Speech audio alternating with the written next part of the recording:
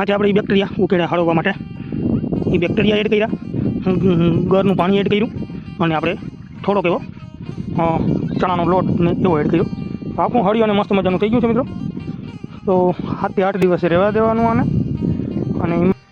અને આવી રીતે હોલ કરી અને બધી જગ્યાએ નાખી દીધા છે.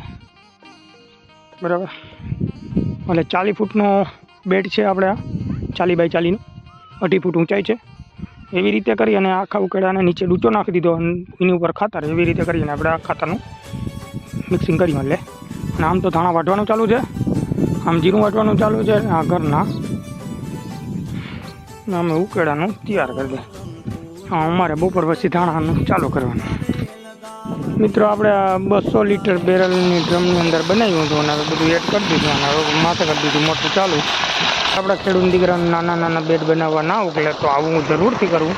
પૂરિયાની બાજકી ના નાખાય, અળસિયા અહીંથી મરી જાય અને આમાં અળસિયા ઉત્પન્ન થાય, એ એક ફાયદો થાય. બરાબર, એટલે આવું કામ કરાય.